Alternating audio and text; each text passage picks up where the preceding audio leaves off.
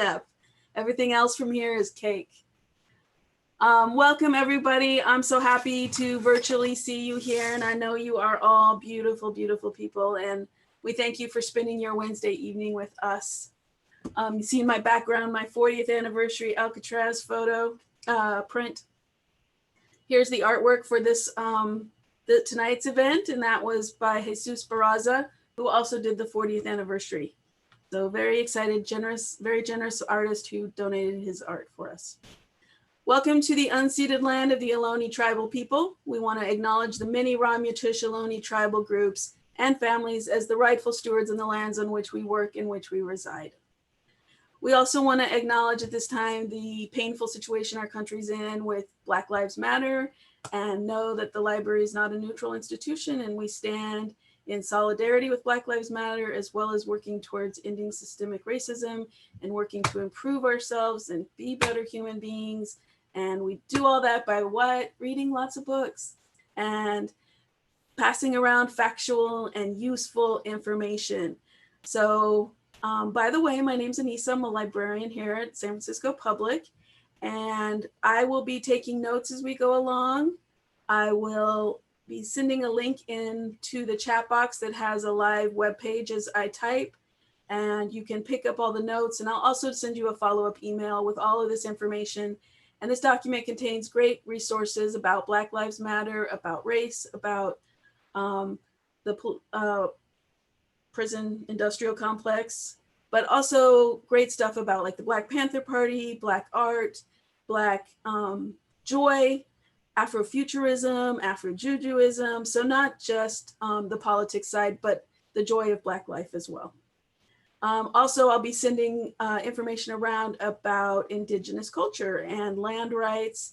There is a great link in there about you can put in your destination or your location, and it'll tell you what tribes live there and what treaties were in place and what treaties were broken. Very interesting map. Also want to remind folks to, here in San Francisco, there's free testing. I hear it can be a little wonky, but I had no trouble getting in, and very easy. Drive through, stick your nose out, get your test. So that is at sfgov/citytestsf. And then here, this slide right here, very important to me, super passionate about taking your census. Did you know California has not lost a House of Representative seat since 1850? So it's 170 years. We could be in threat of losing a seat if you don't take your census. Also, it brings $20,000 into our community for crucial community services. I'm gonna steal a line from KPOO. Tell everybody to tell everybody, take your census. Also, just a few more last announcements. You can see all these great events coming up. So please check our website or get onto our newsletter for some great events that we're hosting virtually. And I know, the whole virtual programming thing is new to us all, but I have found these niches of community in here, and I think we can all, if you join us, we'll grow our virtual community that we used to have in our library spaces. Poet nomination for the Poet Laureate. The deadline for nominating somebody is July 31st, right around the corner. So if you know a San Francisco poet, please notify us, and that link will be in this document. A couple more Red Power and Alcatraz NPS partnerships coming up. On August 1st, we'll be showing films from the Ingenuity team. They do short animations about Indigenous culture. And then we'll have the Women of Red Power. So super excited about that. Dr. Leneda Warjack, if you do not know who that is, come hear her speak. You will not forget her. And we'll be talking about the roles of women in the uprising and the occupation of Alcatraz, and how that, how that worked later on as well. I think, one last thing, mask up, everybody, mask up. And now I'm gonna pass it on to Jackson, our National Park Service Ranger from Alcatraz, and Troy Williams, our special guest for the evening. Troy, Jackson, thank you so much for being here. I super appreciate it. One last thing. San Francisco Public Library does have a jail and reentry services program, and definitely encourage you to look into that. It's something I'm proud of about our library. They would deliver books to at San Francisco jails, and we help people figure out how to get reentry and get jobs and get back to, success. All right, now I'm done. Thank you, Anissa. That's a lot of great information, and I don't have a wonderful PowerPoint slideshow up for everyone, but I'll just say quickly, hello, I'm Jackson. I work on Alcatraz most of the time, but we've been closed for the last 4 months, and it's the first time I put on my uniform in the last 4 months, so that's real exciting. But hello, everyone. And Troy, do you want to say hello to the folks? Yeah. Hello, everybody. I'm glad to see a few friendly faces that I, at least names that I see are here. And I also just want to give a shout out to my daughter, Tori, and both my grandsons, BJ and Byron, who are listening in today. All that I do for you now. And I love you guys dearly. That's right. I forgot the shout outs myself. Yep. To everyone who calling in from LA or, as far away as Sacramento. Hello. So thanks for joining us tonight. This is one of the great things about having a virtual platform is that we don't all have to worry about finding parking spaces in the city to try to figure this out. So I'm really glad that we're able to do this together. So what I'm going to do, the overall program for tonight is very briefly, I'm just going to talk about Alcatraz real quickly, but you're going to go there yourself. You're going to go visit the site yourself. We're not here to really talk about Alcatraz tonight, but we are going to use Alcatraz as a platform. And then we're going to jump into our main program. That's Troy and I. We're going to be talking, just letting you all know, none of this is scripted, by the way. Troy and I have not had a time to write all this out. All that's coming on, this is live. This is happening right now. So that is the magic that's happening right now. Whatever comes out just happens. And during the program, there will be an opportunity to ask questions. So there is a Q&A option somewhere in Zoom. I can't tell you exactly where on your computer it is or on your phone.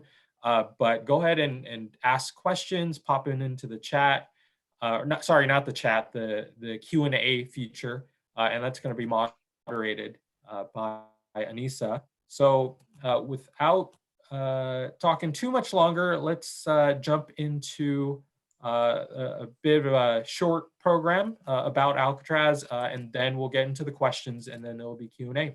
How's that sound, Troy? Great, good. All right, cool. Absolutely. All right, so as Anissa mentioned, just a very quick history of Alcatraz. It started off and still is a Lonely territory. There just happens to be a national park site on top of it right now. And it also started, the first human habitation really on the island was the United States military. And then eventually it became the Bureau of Prisons era from 1934 to 1963. So it was a Bureau of Prisons site for about 30 years. And then once it closed down, it became the site of an occupation, one of the most important events for Native Americans. And that was the occupation of Alcatraz, which, as Anissa already mentioned, there's a couple of other library programs on, or pick up a book, or there are a couple of things on YouTube, documentaries about it as well. The film that we show on the island, which normally is playing on loop, we've got it on YouTube now. So go ahead and find your way there to watch that. And it finally became a national park site in 1973, and it's still a park site today. So it's been a park site longer than it ever was with the Bureau of Prisons. But the Bureau of Prisons is a lot of that history, that lore. It's from during that time. And this was during the law and order period, part of this philosophy of criminal justice from J. Edgar Hoover, the first director of the FBI. You kind of had this idea of lock them up and throw away the key. That was kind of the system there. And Alcatraz really served as a prototype for the modern supermax prison. So places like Florence, Colorado, ADX. So these are prisons today, which some would say is the equivalent of Alcatraz, although others would say Alcatraz was just a prototype for it. A lot of the things that were instituted here went to other prisons eventually. But we're not really here to talk about the past. We're really here to talk about the future.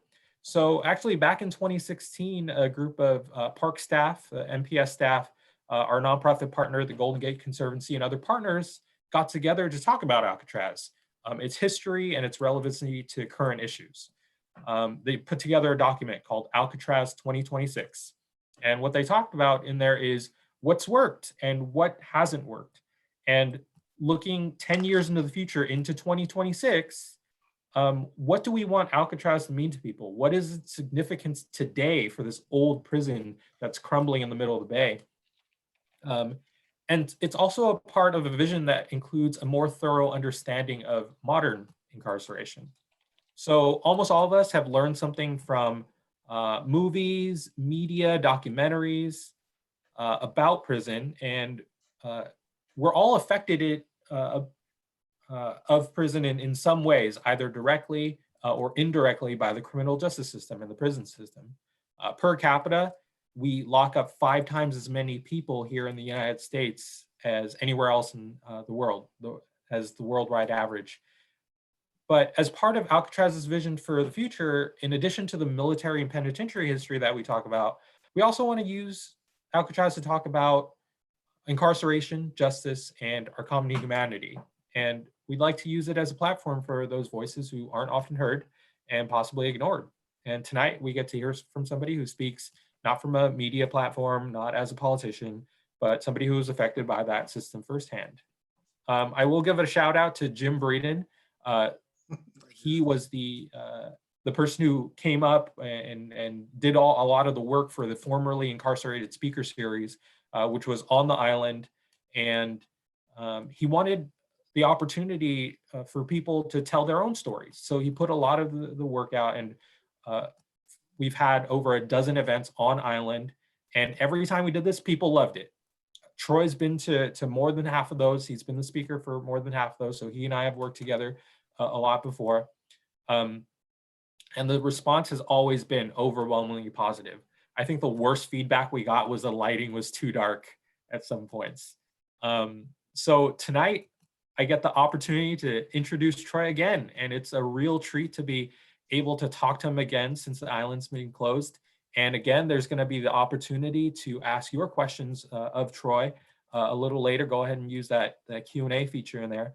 And so without further ado, Troy Williams, folks, yay! You can't hear the applause. I know, hear I hear it. I feel it. I feel the vibes.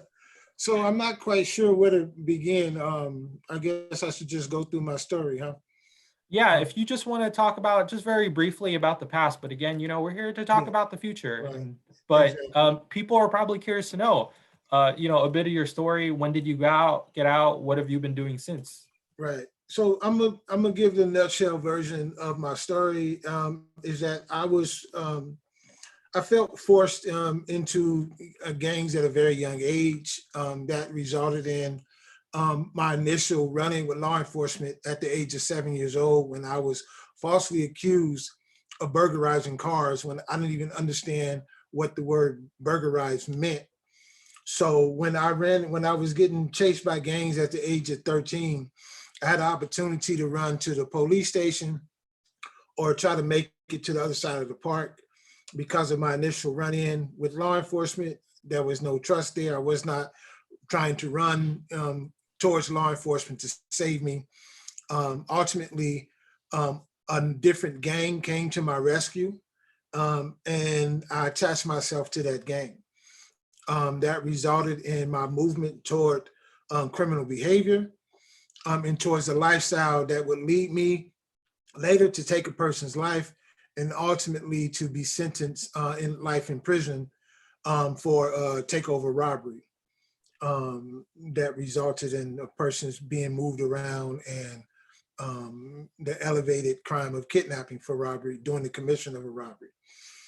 I was sentenced to life in prison, or life with the possibility of parole.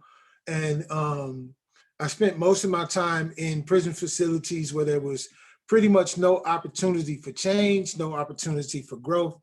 There was just a prison yard full of people with an AA program or some program that could facilitate 25 people on a yard that held 1,000. Ultimately, I was transferred to San Quentin and was able to participate in a number of programs. I began facilitating programs such as Vogue. I created a video and audio production program inside of San Quentin that led to a lot of what you see coming out of the prison pre-COVID. And I, started creating programs, and ultimately I was freed, granted parole on October 29th, 2014. I walked free. I became a free man.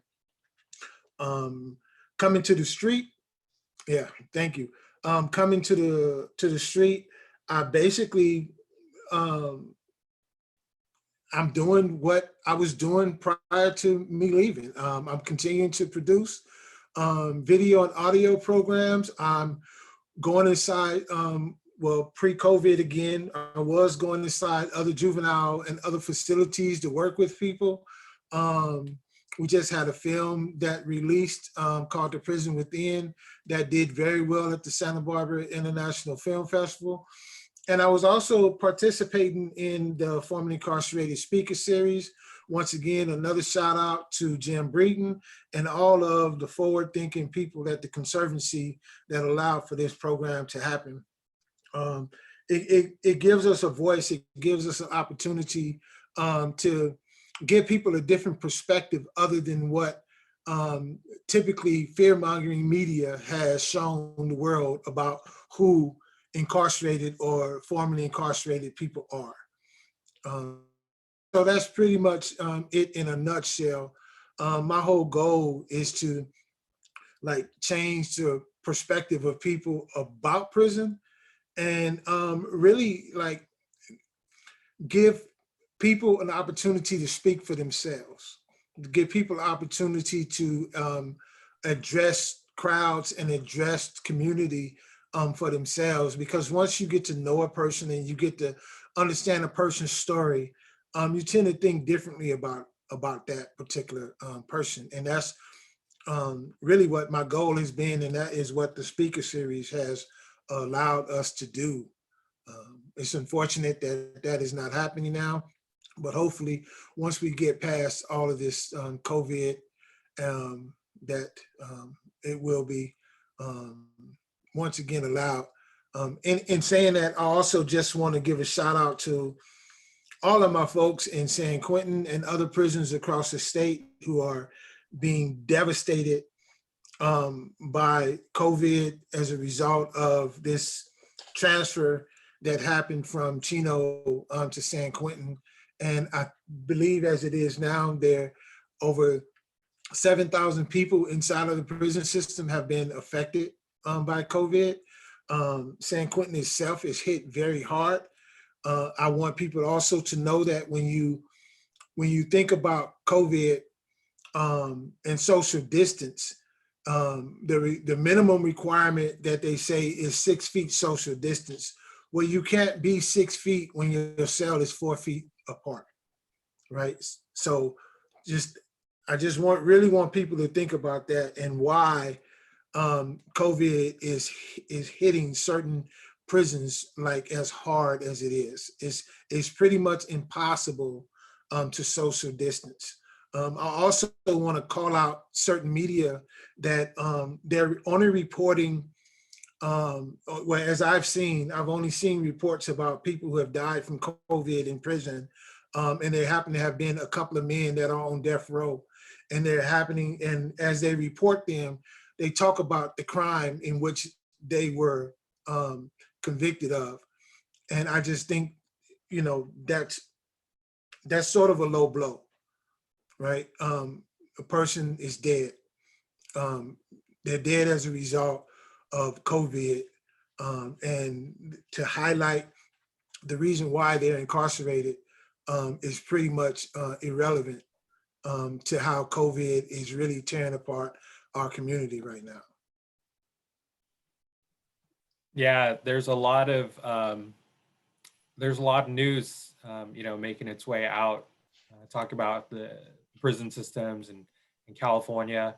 And earlier you talk about the stories that you're trying to tell, right? And it sounds like you started in the media space while you were in San Quentin. There were a couple of programs there, and you started a couple of your own as well.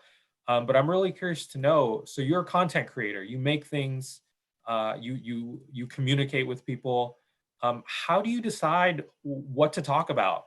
And how do you do it so that people don't squirm away from the uncomfortable topics? Because I think that's what you're talking about. Some of these things are kind of uncomfortable. Right. So how do you do it? How do you choose the stories? How do you decide what to talk about? Well, there's absolutely a lot more liberty for me to talk about stories on this side of the wall, right? And when I got to San Quentin, there were no real media programs. We had San Quentin Television, and we just produced filmed events strictly for San Quentin Television. But Warden Ayers, after San Quentin Film School came in with Bruce Sinofsky and took us through a training course, when he left, he allowed us to start creating our own content. And then I built out a program from that resulted in these other programs, right? So I basically, having watched media and watched news throughout the years, I have seen a lot, and I've been on the forefront of a lot of news coverage that was just not truth. One example I'll give quickly is, I believe it was National Geographic, or there was a story that came in and asking guys on the yard, like, what would they do if they saw Scott Peterson on the yard? And these particular guys were talking about how, we're going to shank him, we're going to do this kind of stuff like this. And first of all, if somebody is going to actually do it, they're not talking to the cameras, right? We're not going to tell the camera that I'm going to shank this guy, right? Like, if you're really going to do it, you're going to do it, right? Second, like, there really is not that opportunity, because anywhere Scott Peterson is, or any other person on death row for that matter, is escorted, like, they're under heavy security, right? So they're cuffed, all movement is stopped. There's not really a real access to them, right? So this was pretty much bravado for the camera, right? But they go and they take that and they air that as though that is a truth, right? And they always wait on some kind of inciting incident, the alarm bell to go off, or some kind of incident to happen, and they run to that incident, and they act as though that incident speaks for the entire prison. And they never really tell the story that we wanted people to see about our humanity. They didn't tell the story about the tears I shed because I knew I had left my daughter to fend for herself. They didn't tell the story about how, as a concerned parent, I realized that what I was trying to do to feed my family, right? I realized that I had left in my wake a path of destruction, not only for the victims of the people that I harmed, but for my own children, right? And so by continuing to glorify the negative aspect, we're making it permissible for other young people to follow in that footstep. And many of us wanted to correct our wrongs to the extent that we could correct them. I wanted my young homeboys and people who were following in footsteps behind me to realize that I had made a very bad mistake, and I didn't want that mistake for them. So I wanted to speak that truth, right, in a way that I could speak that truth. Now, as far as when it comes to politics or crime or other people's perspective, how to hear that uncomfortable truth, first, I have to be willing to hear it. I'm sure there are probably people on this call that want to call me out on some things, right? They want to say some stuff to me that they may particularly disagree with. And I welcome that. Like, I welcome it, right? And I'm going to give you my truth. And hopefully we can meet somewhere in the middle, right? Because at the end of the day, I'm trying to choose a restorative process over a retributive process, right? And so I think in order for me to want people to hear my uncomfortable truth, I have to be willing to hear others' uncomfortable truth. And I take it, and I'm willing to hear that. So I wanted to ask you about that. You know, you bring up retributive versus restorative, and your media company is called Restorative Media, and that's really, you know, talking about that restorative justice idea or that model maybe, which it's not completely one or the other, but it seems that there are certain prisons that do a better job of that than others. It sounds like San Quentin is a place that is at least trying certain things rather than just kind of, you know, going back to the old way of doing things. So I'm really curious to know, for people who are might be new to this idea of restorative justice, what does it mean to you? What is restorative? So as it was taught to me, and as I understand, our retributive system basically is about punishment. And it asks the question, who committed what crime and how do we punish them, right? In essence, it's about revenge. We somehow believe that we can lock the problem up and that the problem will go away. Restorative really brings into more of a communal like process. And while it's called restorative, is really rooted in ancient indigenous and African like processes. And so what restorative is saying who committed what harm and how do we like heal the community, right? It's not just looking at the person who like committed the harm against somebody else in a way that wants to punish them, but like in order for somebody to do something wrong against somebody else, they have to have been through something.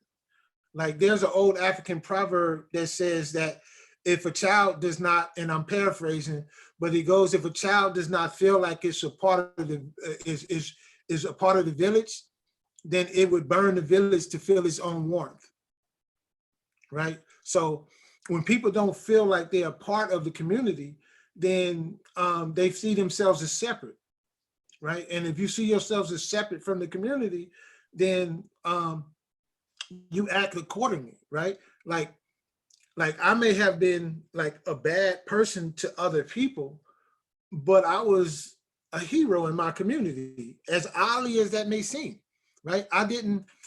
So let me phrase it this way. And this is, I know this is probably going to be controversial, but I love controversy in some ways. I didn't see myself any different than what an American soldier saw itself, right? If you come in and you burn my Twin Towers, you bomb my Twin Towers, guess what? I'm gonna bomb your Twin Towers and you'll know not to come back and try that again, right? So I saw myself as a defender, and I defended those who I thought was a part of my community. Fortunately now, I see the entire world as a part of my community. So restorative justice says that how do we heal? How do we heal the wrong or the harm that has been happening? And that requires all of the stakeholders to be at the table, right? That requires the person who perpetrated the harm. That requires the person who received the harm. That requires the community, because the community has a stake in this process to be at the table about that harm, and everybody, gets a say. Everybody gets to be heard, and I think that's a large part of what restorative justice is allowing all of the stakeholders to be at the table and to have some difficult dialogue, some difficult conversation about how do we heal and bring people back into the fold of community, back into the fold of humanity, as opposed to dismissing people away, which causes them to go off and formulate their own little tribes of protection.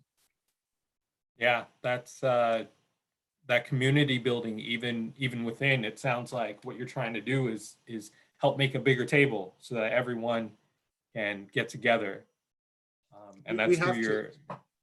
We have to. I mean, we have to. Even with people we adamantly like disagree with, at some point, we're gonna have to have a conversation, right? And figure out how do we meet in a peaceful place. Yep. And a lot of these things are quite uncomfortable, right? So I know that previously you had talked about, and you've told this to me before, which is you're good with discomfort. You're good with your own discomfort, but you're also good with making other people uncomfortable. So I'm curious to know how did you get to the place where you're like, yeah, I don't agree with this, or I'm uncomfortable, or how are you so solid in that regard? How are you okay with being uncomfortable, and how do you think other people can learn from your experience getting there? Well, when it comes to me being like okay with discomfort, it's not, I don't like discomfort, right? But I spent the first half of my life like fighting. Like I've been fighting since my first fight was 10 years old, and I've been fighting ever since, right? And so that's not a good place. You actually, especially the older you get, you realize that all your problems can't be solved at the end of these two fists, right? So you kind of grow up a little bit, and you seek alternative like means. And from watching people in my surroundings, like I watch certain people who like not only taught me and helped me see inside of myself, but I watched how they interacted with people. I watched how some of the same situations that I would be in an uproar about, they handled it with ease. And also I think part of it also is like my journey through meditation, right? Like I sat in solitary confinement and for a while and I just meditated. I did a lot of internal, like, soul searching. And there's certain things I'm very adept at that no longer an issue for me. And there are other things that still like I get upset. About. I'm not gonna sit up here and act like I don't get angry, like I'm some kind of guru. I usually tell people I'm a guru, a doctor, and a scientist when it comes to your stuff, right? But let me go through something, and I may need you to talk me down, right? And so being able to have a community, because I have mentors still in my life. I have people that when I'm upset or something bothers me, I go and I talk to them about it. What I think I become adept at is not allowing things to fester, not allowing things to sit inside of me. And then to understand that when I am angry about something, that anger is a secondary emotion. So there's something underneath that anger, right? And then I'm not going to allow the anger to control me. I'm going to find out what's underneath the anger. And it may be some sadness. It may be because I want justice. It may be because I want some security. I may be afraid, and tapping into that. I grew up as a man, thinking that it was not cool to let people know that you're afraid, right? So I never would admit to fear of anything.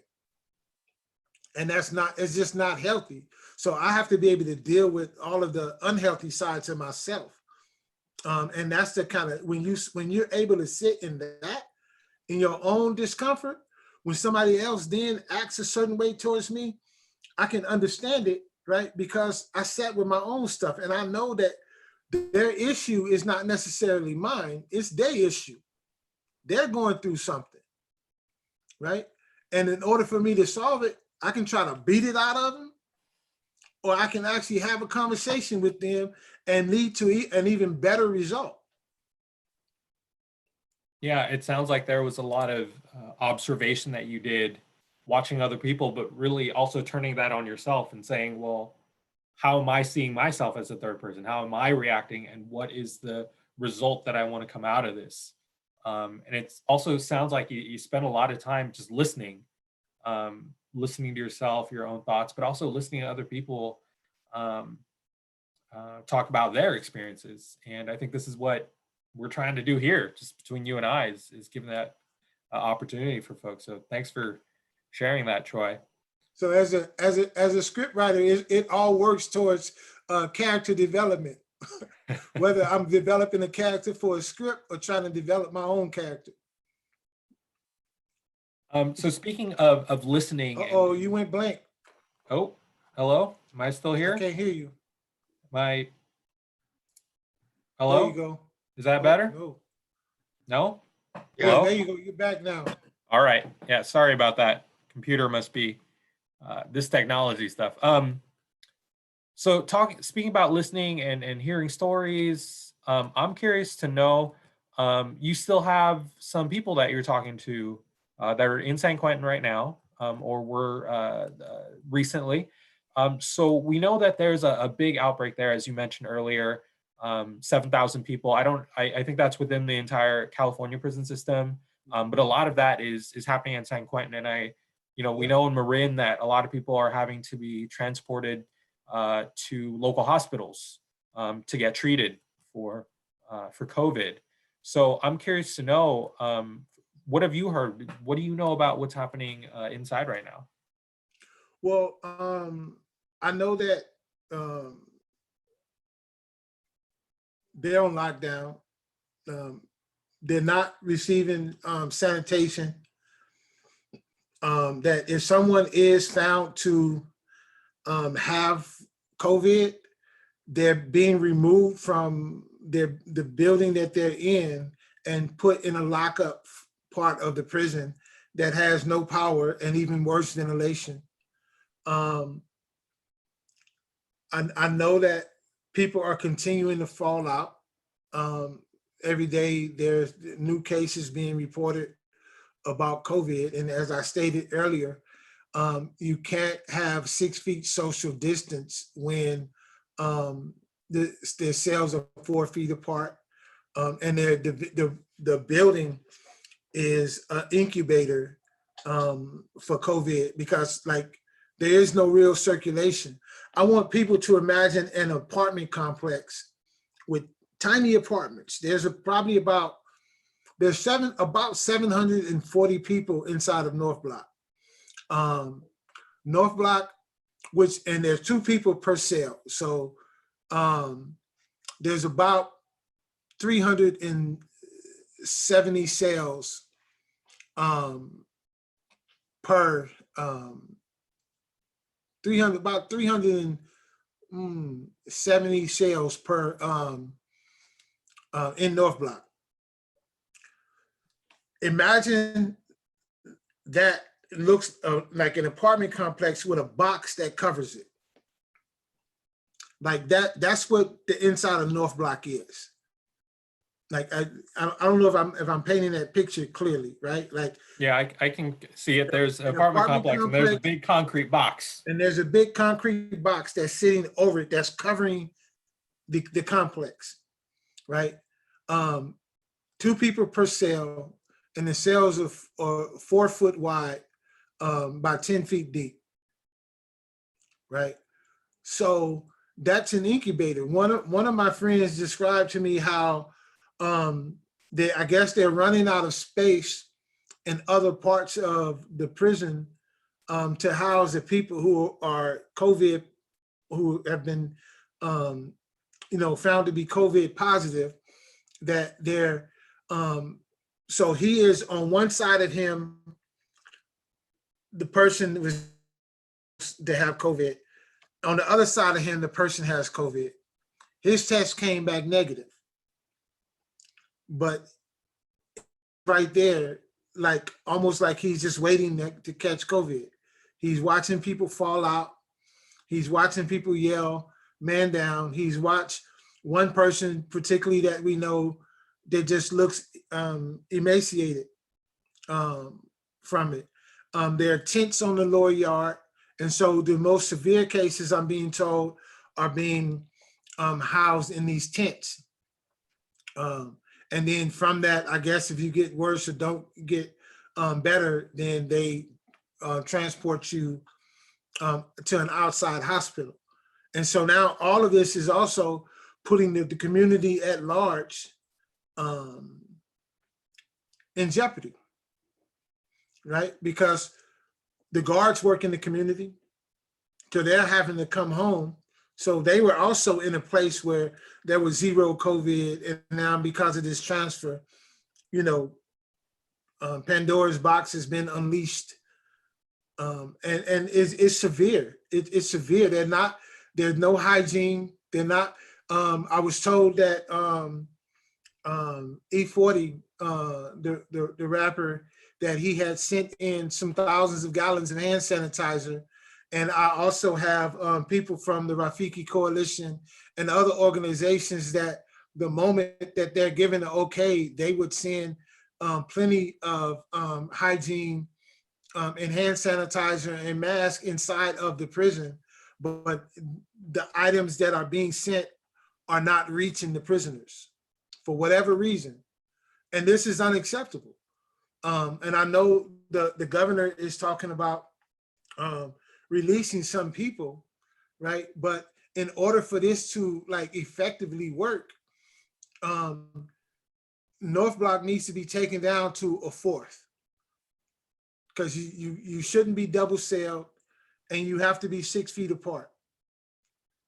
They need to be able to be outside, to have access to be outside in a ventilated area, and access to be in contact for their own mental and emotional health, to be in contact with their family. And that's to say the least. And even when they're talking about releasing some people, right?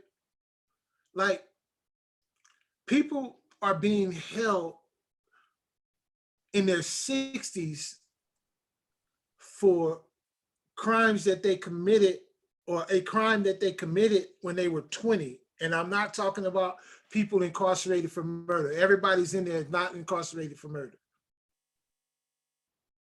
So we're still using this nonviolent versus violent sort of to categorize people and find it, you know, to not release people in this, like, in this situation, when something has to happen.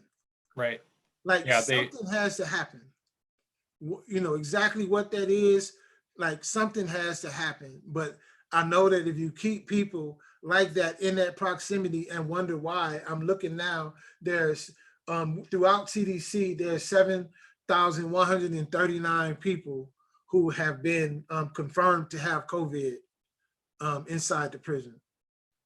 Yeah, and Christina, who also volunteers at the prison, she, in the chat, she says over 2,000 in San Quentin alone. Yes. So that is 2,000 people in a facility 2,000 people that holds 3,700.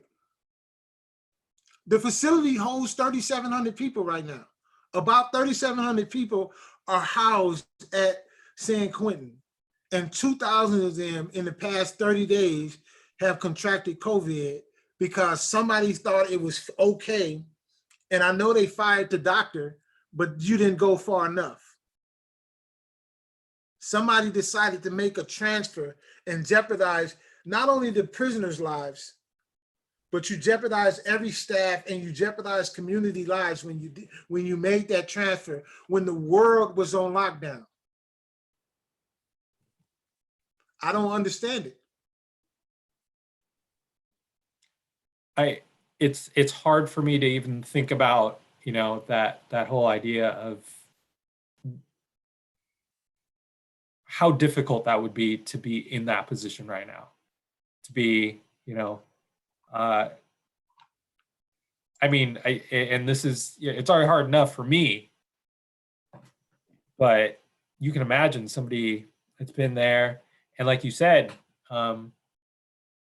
they're in vulnerable populations, and that's something that we are worried about here on the outside. But we forget that there are all age ranges, all people of all degrees of health that are inside a prison. Absolutely. And it's I'd be worried about them, and that's for real. And we should be. And also, I think the person who just posted in the link that reminded me of this, that San Quentin and other prisons decline like testing. Like there are tests that could happen that you can get your results back in 10 to 12 hours. And San Quentin and other facilities denied the testing. And now that we have a massive outbreak, they're still not testing. Hmm. And this was reported in a news article, Nature Research Journal. Yeah. What do you think is going to happen with COVID in San Quentin and the prison system in general? It's scary. I mean, it's scary, man. I really don't know. And a part of me, like I think many others, feel helpless, like to do something to protect our loved ones that are inside, right? Like it's spreading, and what can be done at this point? I mean, I think people should be let go. Let's not continue to hold people who are not, and I'm not talking about people who are still a threat. Like I'm talking the majority, the overwhelming majority of people, especially incarcerated at San Quentin State Prison, are not a threat. And by proof of that, you can look at the thousands of lifers who left San Quentin and those of us who left other prisons that up and down this state and across this country that are doing great work in our communities right now. These are the kind of people that's in there right now that we're holding back because they committed crimes when they were in their 20s. Right. And getting out, that there's a whole parole process, right? And I know you didn't talk a lot about that during your introduction here, but even your process wasn't like straightforward. You had to it's not. It wasn't easy. So it's not any easier now. I just went to I have a friend who committed this crime when he was 22, similar crime to mine. And he's now been locked up 34 years. He received a parole date from the board, which means the commissioner and deputy commissioner found that he was no longer a threat to public safety. They granted him parole. Because of the way the laws work in California, he has to wait 120 days to give the governor an opportunity to review. The governor reviewed. The governor waited until 119 of 120 to ask the board to rescind their grant of parole. And the board is now taking him back to the board to weigh whether or not that decision was appropriate. Which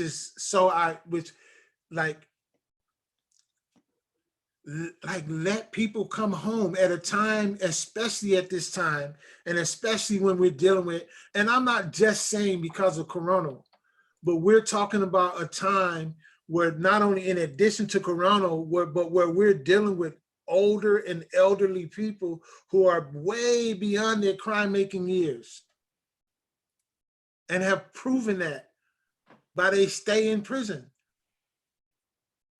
Like you're not letting threats go, right? When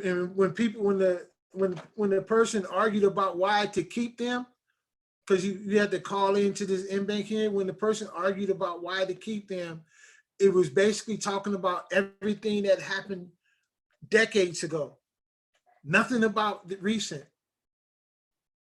right? So we're continuing to hold people at a time when we just need to move past this and let people go, reduce that system. Let's move beyond the idea that we can lock up our problems. We have a question from one of our guests about releasing people. So Steve writes, "Hey Troy, California is talking about releasing more prisoners. Maybe not enough, but what kind of help will these folks get when they reintegrate back into the community? And what is reentry like?"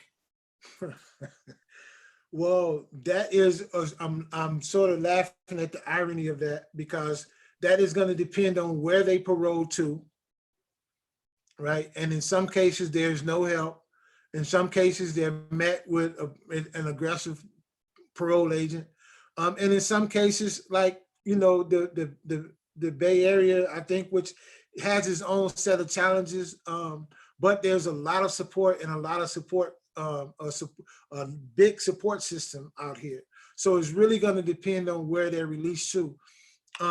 When I was released, most people, when they're released, or at least if you're a lifer, the majority of people are released, they're given a $200 gate money. And that's it. If you're a lifer, you have to report to a transitional home.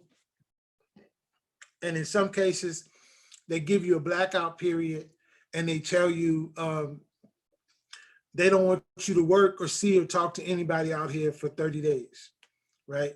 And so that in and of itself, like, can be hard, right? Like, a person's been locked up 30 or 40 years and you want me to come home and be on a blackout period, not see my family for 30 days because of what, right? Or, what I'm pointing to is how a lot of people sit back in an office and they try to dictate what the needs of people on the ground. For example, when I came home, I was forced to sit in an 8-week resume writing class. Like, who on here can justify an 8-week resume writing class? Like, who needs that? And why do I need to sit in that, as opposed to, you don't want me to get a job, but you want me to learn how to write a resume? And it takes 8 weeks to do that. Right. So it's these kind of issues that people are faced with coming home, that we're basically being told what to do by people who believe they know better for us than what we knew for ourselves. And that's problematic. That's very problematic. And in some cases, there's definitely good advice. I think a person has to have them a good, strong support system when they come home.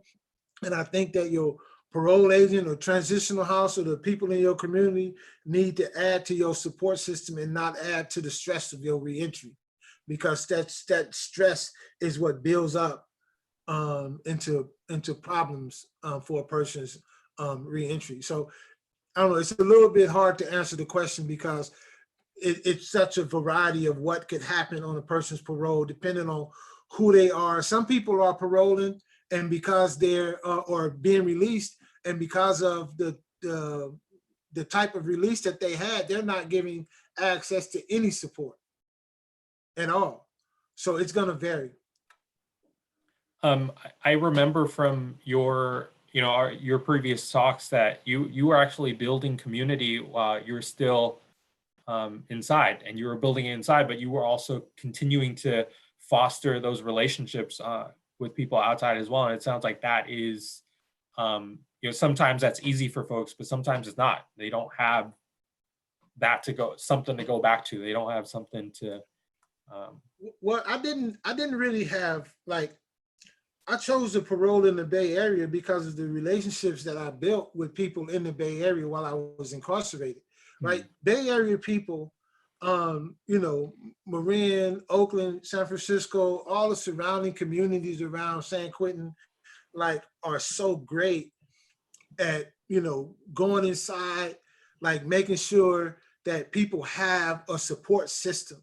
So I had a very strong support system, when I came home, that I could rely on. And that, like, I owe that to my success. You know, I owe that. But sometimes because of rules and regulations, people always couldn't help me, because in order for them to be a volunteer inside the prison doesn't want them interfacing with the person after they've been released, right? So that presents a problem, right? When I needed that support, I needed people who could be there for me in a way that they understood me, because I had Who already knew you. working with them. They knew me, and I could talk to them. I could have real conversations with people. I could cuss and get upset and say something crazy, and they know that's just Troy venting. That's not Troy about to do something. Troy just needed somebody to talk to. He needed to hit the punching bag, so to speak, you know? And they know that, right? So that's the difference when you're able to build a relationship. But keep in mind, like we're talking about one place out of 34 other prisons, and now that one place, people don't have access. They don't even have access to anything. I want people to go for the next 2 days, go sit in your bathroom and stay there for 2 days and don't talk to nobody, and tell me how that feels. Like, nobody on this line is gonna do that. Right? That's a hard task, just to sit in there by yourself and have somebody come slide you some food in, you know, some sack lunch for breakfast, lunch, and dinner, and just stay there. Like just 2 days. Do it for 2 days. 2 hours. That Right. would be probably pretty hard for me. Right. So imagine people are going through that, on top of not knowing when they're ever gonna be able to leave. And all the resources that they need to leave can't have access to them. And on top of that, they have to fear for their life. Right? It's hard. Yeah. And I want to go back to, you know, what you're talking about. Once you get out, right? Once you get out, there are certain barriers, a lot of barriers for folks that were previously incarcerated. But this also, it talks about maybe some of the background to that, in terms of, like, why were they incarcerated in the first place? And I know that, you know, during our chats together previously, that you talk about economic inequality and economic justice. So, you know, as I think that's a big part of, you know, how do you survive economically when you return? But how does this play into a larger picture of economic justice, and what does that mean to you? Well, you know, I guess we've sort of in this country been like evading the question around reparations, right? And one of my elders recently like told me, he said, we keep talking about equality, but there is no equality without equity, right? So we have to have, like, we don't just want a handout. Like, we need access to land and access to things that are gonna actually put us on a different economic footing. When people's economic situation changes and the environment changes, everything changes, right? So we have to be given a different, and I don't, let me take that back, because I don't want to say given, right? Because there's one level of it that should be given, right? There's one level of it that should happen, but I don't want it to be presented like it's some kind of like handout. Like, we know the history of this country. We know the history of things that happen, and we still celebrate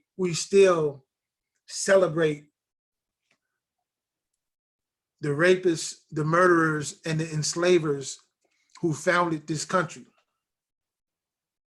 We celebrate that, but somehow we can't see the redemption of incarcerated people today. Like, let's think about that. Like Jefferson is on money. Right? Let's really think about that, right? That leaves a real somber feeling. We can celebrate that, but somehow we can't see the redemption of formerly incarcerated people or incarcerated people right here, right now, today.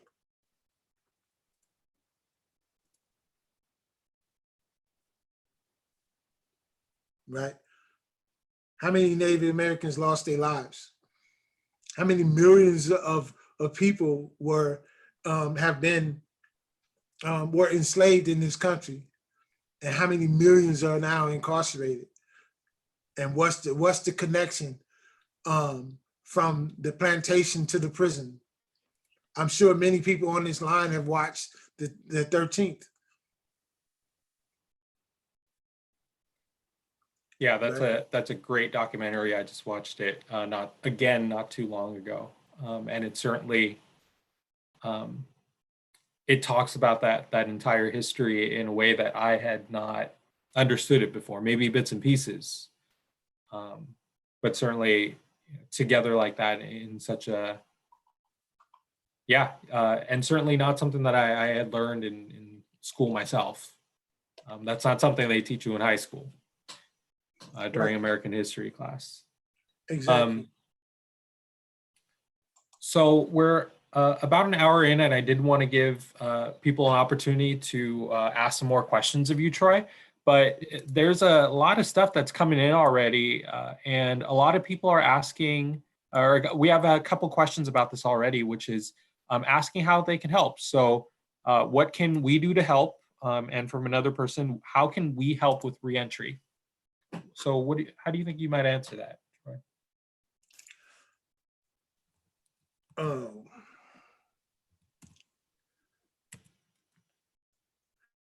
Well, I think there's a lot of organizations right now that are doing a lot of things around awareness about what's happening.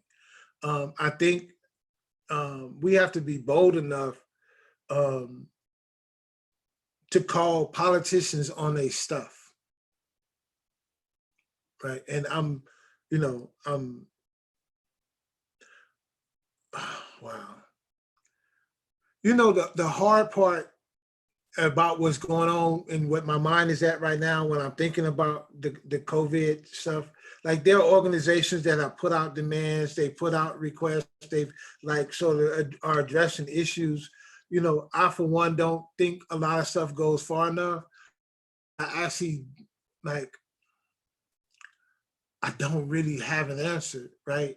And I know that we as a community, maybe we need to have a conversation that we can come up with some answers and come up with some solutions that can be like really realistic about what to do about our incarcerated people and how to like safely reintegrate people back out here. And by safely, I'm talking about getting people to access to the resources that they're gonna like need to come home to get rid of a lot of this talk about violent versus nonviolent like offenses that happen for people that happened 20, 30, and 40 years ago, right? Like there's a lot we have to do to move the hand like forward. I know for one myself, the reason why I create film and I create things I do is just to create awareness and to get the dialogue started. As far as reentry, there's a lot of organizations out here that are helping with reentry. There's All of Us None. You have Root and Rebound. You have Our Joy. You have Bonafide. There's a lot of different organizations out here that are doing work. I would say find out organizations and help them organizations. I know there's a lot of structuring and restructuring that I'm doing that I could use some help with as well in the organizations I'm running. And if anybody would want to assist with that, I definitely welcome it. I also think that looking at other organizations like ROP that's going inside on juvenile facilities, that we start to reach out to them type organizations and other places to prevent some of the roadblocks or some of the areas that are leading our young ones toward prison. And I can get pretty like radical on a lot of stuff. Specifically, I'm thinking about our educational system. I think we need to do away with a lot of the education books that limit the history of African Americans to a plantation. I think that kind of limitation does not assist our people. I had to learn the truth of my history beyond a slave plantation from a Black man on a prison tier. Right? I learned from the scholars in prison the truth about my history, and that's a damn shame. So there's a lot that needs to be done, and there's so many areas. I would want to like actually maybe put together a focus group to really like concentrate on a lot of things that need to be done. And I would say, like I said, I'm gonna repeat this part again, is that there are a lot of organizations out here that are doing good work and could use your support. And a lot of, I think a lot of those organizations are in the link that Anissa has been sharing with folks. So definitely go take a look at that. Just a reminder for folks to type your questions into the Q&A portion. If you put it in the chat, sometimes we don't get around to seeing it, but get into the Q&A little box that you see at the very bottom, and we'll get them answered. So it looks like there's some other questions. Oh, no, Troy, I were was you going about to to say say this. something? I just saw something that I think is important to address. Somebody Yeah. asked the question, is Troy optimistic about the Black Lives Movement and the injustices of the prison system? I am optimistic, but I also want to say that I think the Black Lives Movement needs to go beyond where it's at. And I'm not trying to be super critical right now about it, but I think that the movement needs to expand beyond where it's at. Black lives should matter everywhere, no matter who's doing the killing. And we have to address a lot of things that's happening in our community on different levels. And that means whether it's coming from the police or the politician on high or somebody down low, these things have to be addressed differently. And there's so many different levels and layers to this. I'm not sure if one movement can address them all, but I have some things in mind that I am very optimistic about. Awesome. Yeah. Me too. I'm really looking forward to seeing what comes of all that. And there certainly seems to have been a shift in the collective consciousness, I think. We have a question coming in on the about Alcatraz, so I'll answer that. Troy, do you want to jump into the Q&A and see if you want to answer some of those questions? Where is the Q&A? At the very bottom, there should be a little box next to chat that says Q&A. Lets you look at some of the questions. So I'll let you decide which ones you want to answer. But I'm going to answer this one from Robin, and she asks, "I haven't been to Alcatraz. Beyond the formerly incarcerated speaker series, how does the site encourage visitors to think about current issues, not just the spooky or tough ideas of prison from TVs and movies? Is making the connection to mass incarceration an inescapable part of the average tourist visit?" Perhaps you intended that pun to be in there, or perhaps not, an inescapable part of the average tourist visit. This is a good question, and it's something that we as historians and interpreters on Alcatraz, we struggle with, not because there's a certain momentum that pop culture has created. It creates this image of Alcatraz, and it certainly still is part of a big pop culture idea. Everyone, most people from around the world know what Alcatraz is. It's the reason why we get 5,000 visitors a day when people do come out. So what we do is for us, we try to give people what they want. We talk about some of the, the Bureau of Prisons, the Al Capones, and all that stuff's interesting, of course. But then we sneak into their stories about the occupation, the Native American occupation. We talk about mass incarceration, and actually, when the island reopens or soon after it reopens, we're actually going to be putting in an exhibit that talks about modern day incarceration. So that will be an optional part of people's visits. But there's nothing that is absolutely like, you have to do this when you're on the island. Most people go for the audio tour. And that one doesn't really talk about mass incarceration, but we as interpreters do try to share stories like these with Troy, and talking about the system in a larger context as well. So hopefully that answers your question, Robin. And if you get a chance to go out to Alcatraz, talk to some of the staff there. We definitely love to talk about the Bureau of Prison years, the occupation, or even mass incarceration. Troy, do any of those questions pop out at you?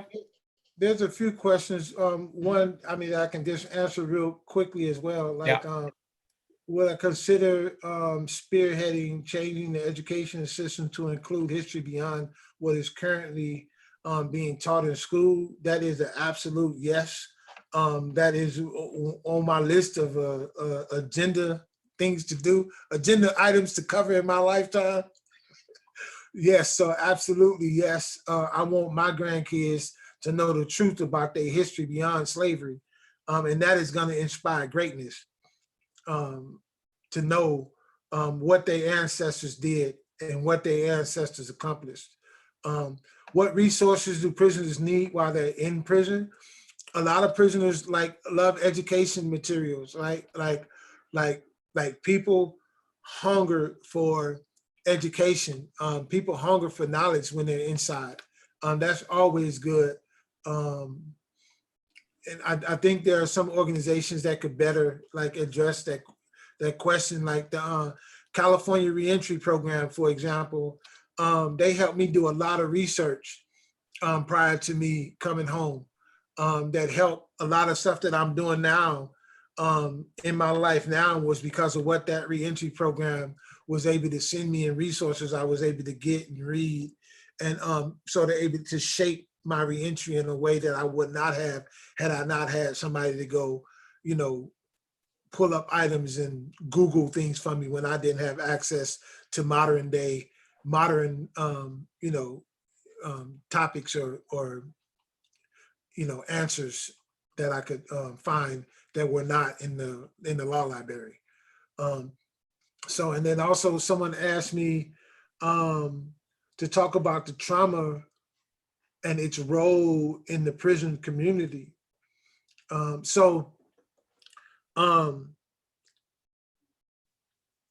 want people to keep in mind, and I feel like I'm kind of preaching mostly to the choir, but I really want people to keep in mind that I didn't go to prison because I was a healthy, wholesome individual. I went to prison because I already had a bunch of traumatic things that had happened in my life, and not me knowing how to process that trauma.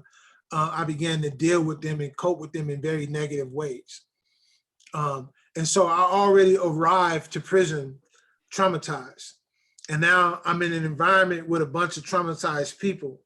And then I'm being supervised by traumatized people and people who continue to exasperate the trauma because none of us really know how to deal with it. I think we really need to reshape the entire way that we deal with each other, because that continues to play out throughout the prison system. Trauma begets more trauma. And so it's not until you start to find your healing. And I have two things that I always focus on when I deal with people. I want to understand your pain and your passion. If I can understand your pain or help you to understand your pain, or be a reflection of what that looks like, and get you to look more into that, then that's gonna inform you, right? And when a person understands their passion, it leads them to their purpose. And when you have a purpose in life, nothing can weigh you down. When you walking in purpose, you can't be stopped, because you got forces beyond that's on your side. You know, some God, the ancestors, whatever name you want to give to this infinite power, it's with you, right? And so that changes a lot. Yeah, I can go into a lot more detail about trauma, but as of late, I really have been focusing more on what my purpose is. I think me understanding a lot about my trauma has helped me. Like, I don't want to say move past it, but it's informed me to the degree that I know I need to focus on more than just the trauma in my life.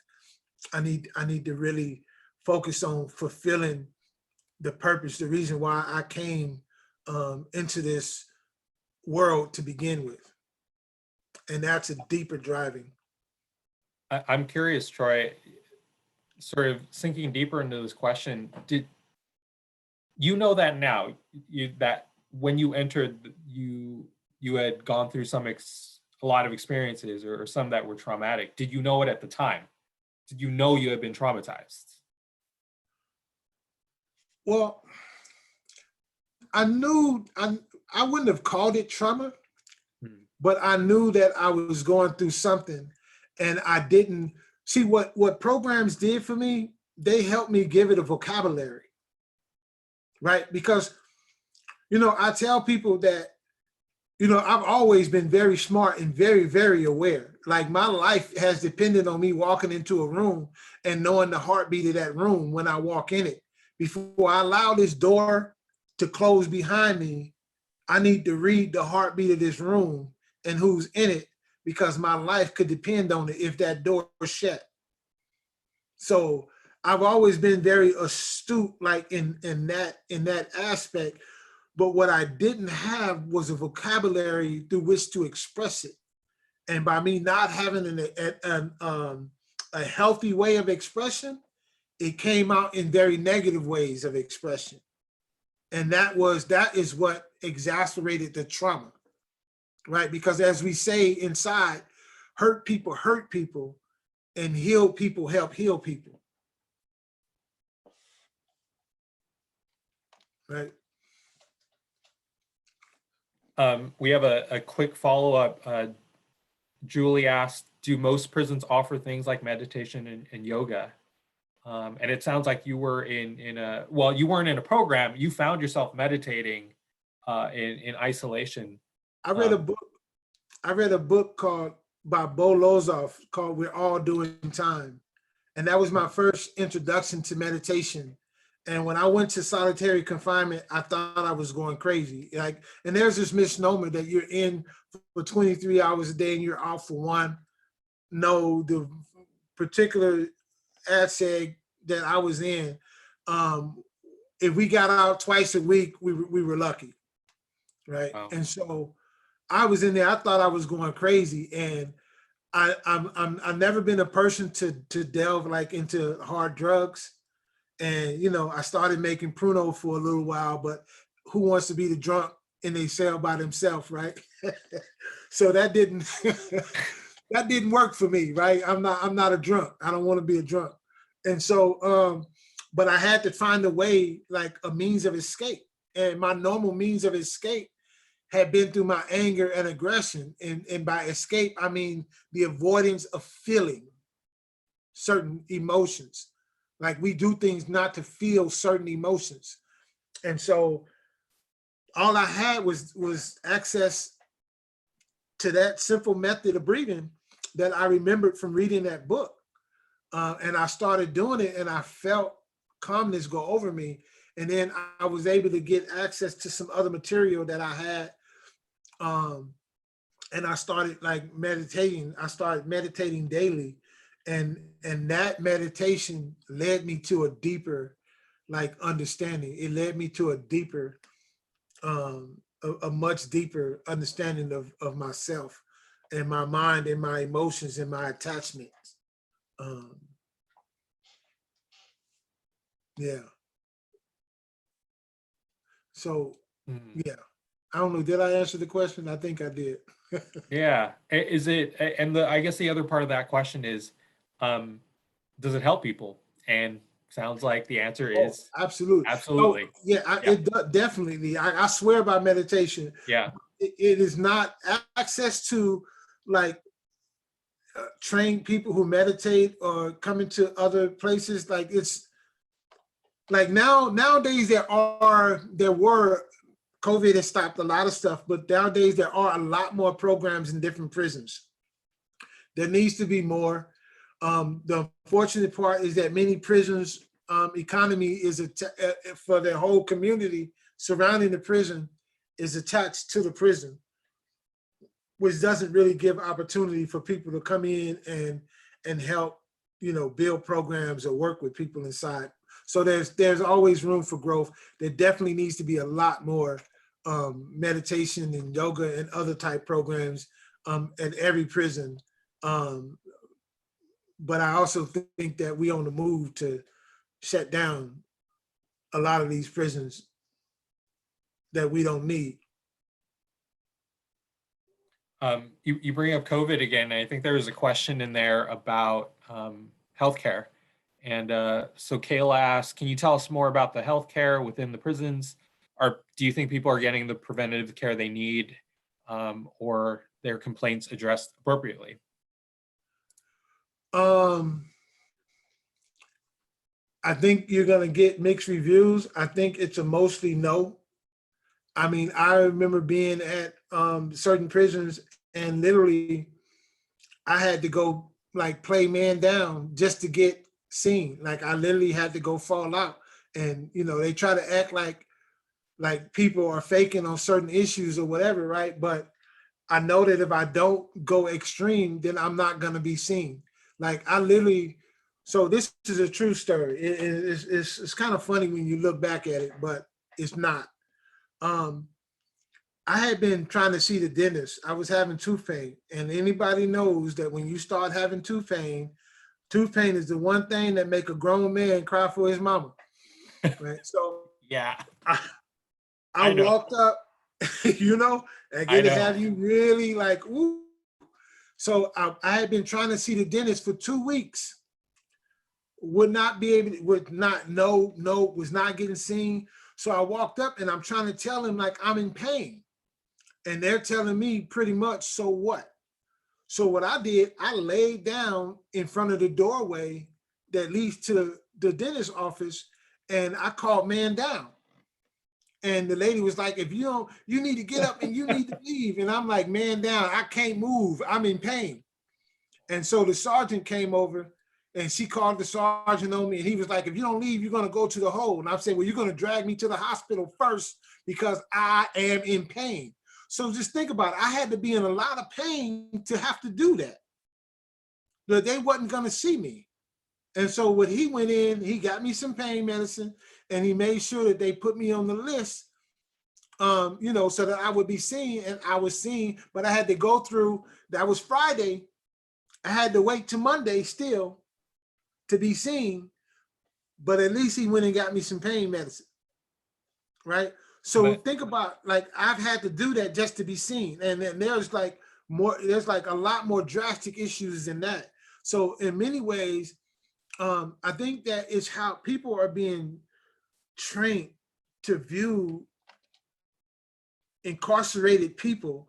And I've really tried to be careful not to use the word inmate, because to me that sounds very demeaning, even though that is like the term for them, for incarcerated people. And even though technically in the books, people are no longer to be called inmate, they're to be called clients, right? But we still use this term like inmate, which is very demeaning in my humble opinion. But people are being trained or being taught to view other people as less than because we give them a label that equals to less than. And so if I'm working with somebody who's less than, I don't have to give them the same treatment as Mr. Williams, who walks through the door with all of his, medical, right? I don't have to treat the bum the same way that I treat the professor, right? And that's a problem in this society. Yep. And I'm not quite, oh, go ahead. Yeah, I was gonna say, we've only got about 5 minutes left. I don't think we get a chance to answer all the questions that have come in, but Troy, is there any one or two that jump out to you that you want to end with, and then we'll end with a plug for the library and Absolutely. some other stuff. So yeah, there's this question that's I think they're trying to ask me how my life would have turned out back when I was 9 or 13. Mm-hmm. And I've talked in front of police cadet classes, and I like to walk in and not let people know who I am before I start to communicate with them. And I usually ask them, what do they think I am? What do they think my history is? And, I usually get football coach. Some people question if I'm in law enforcement. People don't really people don't know your story until you tell them. And I tell them about my first run-in when I was 7. And I tell them that what if that first officer had been nice to me, right? I wouldn't have ran to the arms of protection from a gang. I probably would have ran into the arms of protection from law enforcement. And you would see a very different individual who did not go through life like harming individuals, right? Or living the life that gangbangers live, right? And not to say nowadays with police getting caught up with stuff and now they're viewed in community, I'm not quite sure, how much this is worth me saying. I'm saying it jokingly, people joking, okay. But you get my hint, right? But my life would have been very different, right? My life would have been very different. And I encourage people just to think about how they interact with people, because you could be the very conversation that you say could make or break a person's life, right? And in that, I'll close and say also thank San Francisco Public Library. Thank you, Jackson, Alejandro, Anissa, and Kim. Thank you all. Takeo, I see Takeo's on the line. Thank you all for the invitation. And I hope that one day we're able to get the Formerly Incarcerated Speaker Series back up. I was so much looking forward to being able to lead and continue to work with that series. I just hope things get better and that we can get that back started. That's part of my optimism right there. Yeah, absolutely. Thank you for the public library for putting all this together, being the tech wizards. We're coming down to the last couple minutes of our program, but again, thanks to you, Troy, for sharing your it's a very intimate story, right? Like, I know that you've told this to thousands of people by this point, but even so, that vulnerability that you show is real. And, I wish we could have done this in person. I think, but this is as best as we can do. And I think from our audience members, from the chat that I've been seeing, we did that. And just like the responses that we've gotten from when we have these talks on the island, this is something that people want more of. So thank you for being open to it. Absolutely. Yeah. Do you want to talk about how people can contact you, your media company, or just give them a little plug for that? Yeah. So you can either I guess one of the best ways is to go through TroyWilliamsJournal.com. You can leave a message there, or feel free to contact me by email at TroyWilliams1229@gmail.com, or by phone, which is 510-463-4177. That's TroyWilliams1229@gmail.com, or phone by 510-463-4177.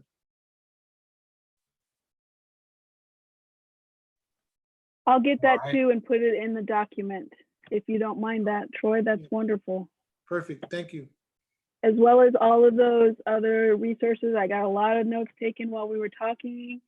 And what I did miss what was the name of the meditation book? Oh, that was Bo Lozos, We're All Doing Time. Okay, perfect. I'll add that to the list as well. And man, wow, great work, Troy. It's so good hearing you speak about all this. And I know our folks out there are giving the claps and the thanks out there as well. Virtually, I can feel the vibes. San Francisco Public Library thanks you. Thanks our soulmates at NPS. And anything else, all yours. You two close it out. I'm gonna say hey to my grandbabies again. I know they still listen to me. Yeah, your granddad gonna speak that fire to the people. All right, and Tori, I love you. I love you. I love you. I love you. That's my daughter. I love her. And there's lots of fun comments popping up as we close out here. And I know, you know, these things are weird on virtual land. It's hard to, the closings are awkward, but feel the love. I know, feel the love. I know, huh? It's kind of hard to get everybody. Thank you too, Anissa. Thank you for your magic today. Absolutely. I do my magic, you do your magic. There you go. We'll do it all together. Lots of hearts, lots of love being sent, and thank you, thank you, thank you. All right, folks, I'm going to end the meeting. Much love and health, and look for an email from me with lots of resources. Absolutely. Thank you. Good evening.